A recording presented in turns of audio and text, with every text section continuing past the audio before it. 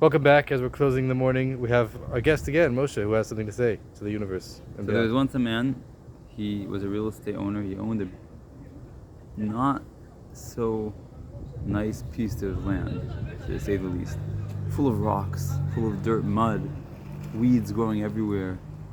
He would walk out to his property and look at it, and he was like, what could I do with this? It's just a burden. He tried to grow things, tried to plant, he tried to plow the field. Nothing worked. Always messed up. It just didn't work for him. So he decided he's going to sell the property. A good acre of land. So he put it on the market. So a good $1,000. Nothing. Didn't sell. He lowered it and lowered it and lowered it and lowered it until he got it very, very, very low. Still, no one bought it. Very, very low until someone was walking by. Like, yeah, I'll buy it. He bought the property. And the seller was more than happy to get rid of this not useful property, to say the least. Then, the new entrepreneur buyer was an interesting fellow. He never took no for an answer. And for weeks and weeks and weeks, he would go and visit his new property. He was thinking, what could I do? And he said, I'm going to put myself to work. And he went and he spent hours, days, weeks. He cleared all the rocks and he dug. He took out of the first layer of dirt, first couple tefachim of dirt from the ground. He changed it and he dug and dug and dug. And he pulled out all the weeds. He spent months and months and months. But he knew that the secret of a good suspense. It's too much. A good purposeful orchard is irrigation. It's a river to flow nearby. That would be the secret. So he dug and dug and dug and dug and dug and dug and dug, and guess what happened? After months and months of work, he hit a burstful live stream, underground stream, and it came out, and he dug a nice large canal right next to the property, and he cleaned all the rocks, he cleared all the weeds, and he dug and dug, and he plowed it and plowed it over and over and over again. He had a nice little stream that flowing right next to it. And he planted, and he planted, and he planted all types of beautiful orchards, seeds. Orchards? Yeah. Potential orchard seeds, like pomegranates, grapes, all types, figs. Nothing grew. He tried it again, year after year after year. It took a good couple years. This guy never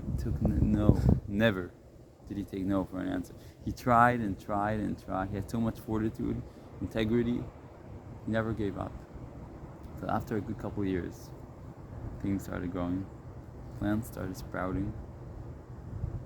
Fast forward, I'll spare you the details. Fast forward a couple of years. Beautiful orchard of pomegranates. Covered this once disgusting piece of land. Pomegranates, figs. Long orchard of fig. You name it, a vineyard. Beautiful, beautiful vineyard. Full of red, juicy grapes. Ready to be squeezed. Olives. Different sections. It was beautiful. And guess what?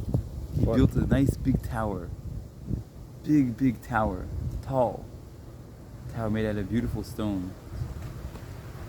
Next to the property and the entrance. To guard it. For the shomer, the guard to sit up there and to make sure no one's coming to encroach on a beautiful, beautiful, majestic property. Garden. And then one day, the old, if you guys still remember, the old owner was walking, he was still around, walking down the road. And he sees this beautiful, his astonishment, beautiful, majestic orchard, garden.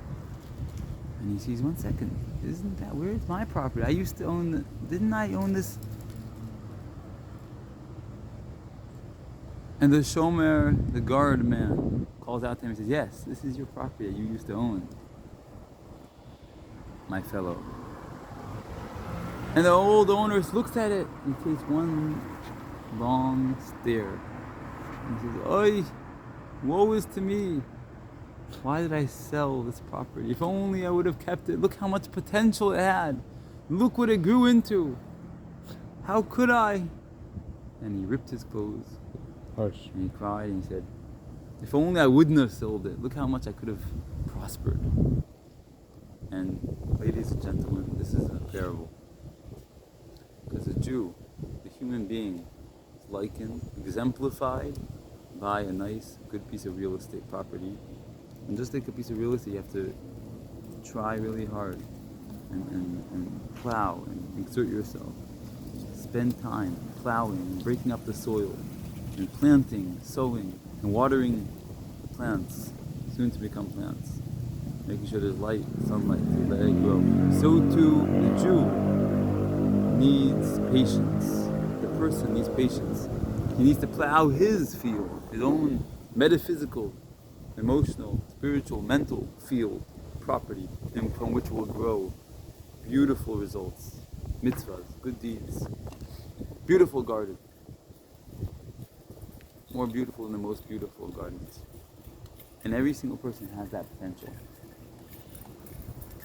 Wow. But then you have those rabbis who call themselves rabbis. You have those leaders, you have those school teachers who they see the child, the kid, the bacher, the young man, and they say, "Oh, you go to the side. We don't want you in our yeshiva.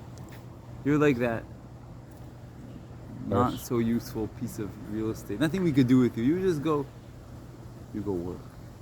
You go smoke. You go take drugs. We don't want you." In other words, they don't use all those words, but that's what they're hinting. They're saying, "We can't accept you into our yeshiva for whatever reason," because they judge you by the surface. They think you don't have potential, but in essence, you will grow into a beautiful, majestic, most powerful orchard, full of beautiful, beautiful, juicy fruits and purposeful, good deeds to change the world for good. And then once you're up to that stage, and you will definitely will, every person will, every person has that potential, everyone in their own way. So there's so many different kinds of fruits, there's so many different types of people. We all get that potential to every person. Nice. That's it? And you're gonna be seen by that old educator of yours who distanced you, Harsh. who killed Pretty personal. regret that he abandoned you. Brutal. Is there a source for that, or you just made that up? This is in the Midrash. In the Midrash. Midrash. What Midrash?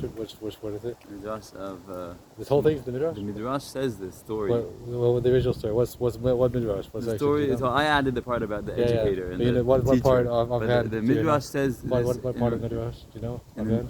in regard in Midrash What Rabbah Parshat B'Shalach Paro et Ha'am. Paro, it's a. And the Midrash Okay. says it's in regards to Pharaoh. This is what Pharaoh Yeah. said. Okay. This is what Pharaoh said. When Pharaoh he left the he sent out the Jewish people from his land, and then he saw them. I'll walk with you. Yeah, it's walk. He saw them. He saw them running. Right, like we're doing Yeah, now. they're running. It's run. He saw them running out of the land, and then he saw them grow later on. How they developed into a beautiful, prosperous nation, full of. He saw all Men of that? great Wait, when did they stature. see that? He saw that throughout the 40 years when they were in the desert. He saw the Mishkan. He lived to that, you're saying? Yeah, he lived to see it. He saw the Mishkan? He said, "Woe is to me that I got rid of them. Look how prosperous they. Look how much potential they had. They could have made my country so prosperous." Brutal. And that's why it says Vayihi. And when it says Vayihi, it means Vai. What does Woe is Vayihi? to me. Vayihi means that it was? Vayihi, woe is And to it me. means, and it was. It literally means and it was, but it could also hint to homiletically Vayihi. And woe is to me, Vayihi b'Shalach Paro et Ha'am. That's why it says Vayihi before it says and he sent out the nation. Like, woe is to me that I sent out the nation. Nice. Blessed are you guys that you spend time, the patience to work on yourself and See you. All right, good. grow. That was our special guest, Moshe. And that was the Auspice blog for tonight.